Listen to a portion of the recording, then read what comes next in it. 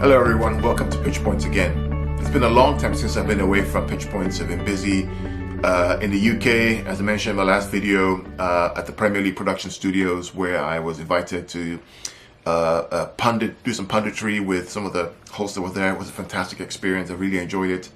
And yeah, it was really, really good. Really had a great time there. I mean, those guys are world class. You know, their attitude, their production, the way they treated us. My brother and I at the studio was amazing. I really, really had a great time there. And thanks again to the Premier League Production Studios for inviting me to participate there. I look forward to coming back again and doing some more work with you guys. So just, again, it's been a fantastic couple of weeks so far. Again, I've been busy at work, so I haven't been able to do these videos. But today, like I said, I'll just do a quick video on where we are with the league, Premier League, Champions League, and the Sky Bet Championship.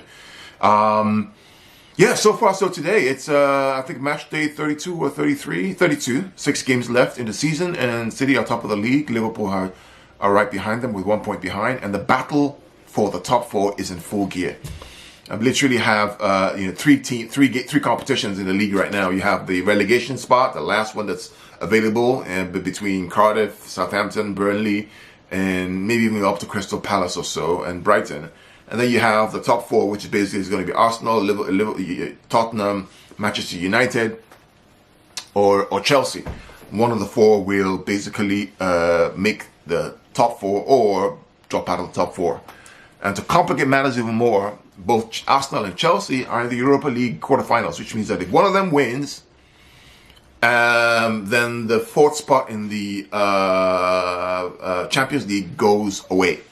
So let's say that Tottenham come 4th, and Chelsea win the Europa League, and Arsenal come 3rd. Tottenham goes out because you can only have a certain amount of spots in Europe's competitions. I believe it's maximum of 5. So really, it's really going to be dicey all the way through. I guess the safest bet for Tottenham, Chelsea, or Arsenal is to try to finish 3rd as much as you can, because 4th is a very dicey situation, especially if one of the English teams wins the Champions League or one of the English teams wins the Europa League. So it's going to be really dicey to see. Apart from that, general the games review. I thought the most interesting game of last weekend were actually 2 games. One was the Cardiff and Chelsea game, which I thought was interesting with the whole offside situation. Hopefully next year with VAR coming into place, that's going to go away. The Tottenham versus Liverpool game. I watched it. Was I surprised? No. Was I disappointed? Maybe a little bit, because I thought that Tottenham did enough to at least deserve a point and maybe even win the game. Think about that: Sissoko running to the goal against 2 against 1, and then he shanked the ball off into the stands and missed the goal. Should have been 2-1 to Tottenham. And then again at the last minute, Lloris basically fumbled the ball to hit Toby Alderweireld, and the ball entered the net. The game was a good game, though. I thought the first half, Liverpool had the first half, they did well. Tottenham played 3-5-2, and they were basically exposed in midfield because there was no control. And then the second half, Poch changed it to a 4-2-3-1, and then they had some more control in the midfield and basically dominated the game completely. They moved Rose a little bit up front to play in the midfield. But so good game.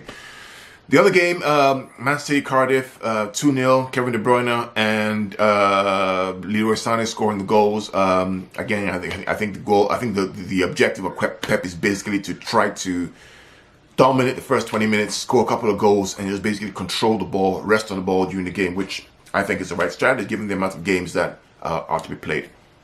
Oh, and one more thing. I want to talk about the so-called number of games that have to be played. The reality is, there's only 1 game more that City have to play versus not only Liverpool but also their competition, because of the FA Cup.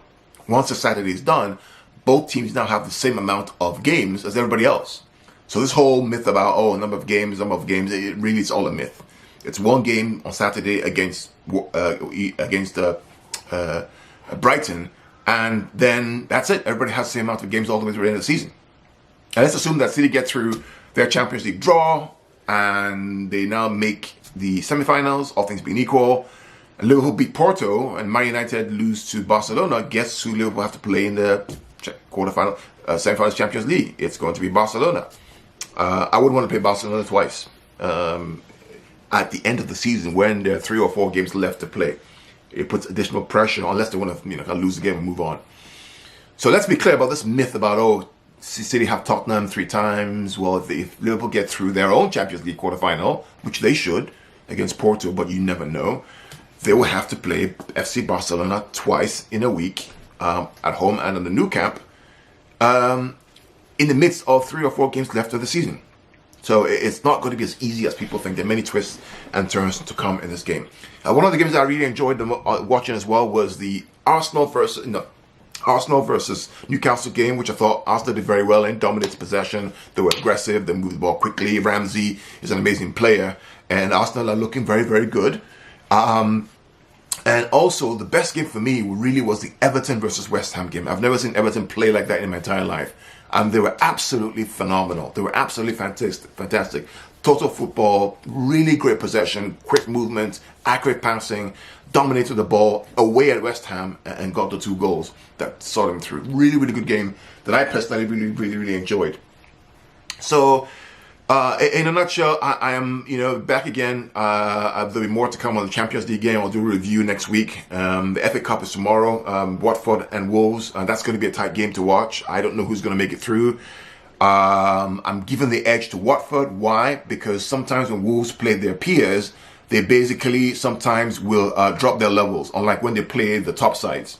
Maybe a psychology thing, but Watford are a good team, and they look really, really good, sharp and crisp. I think Watford may end up doing it, or it may end up going to penalties.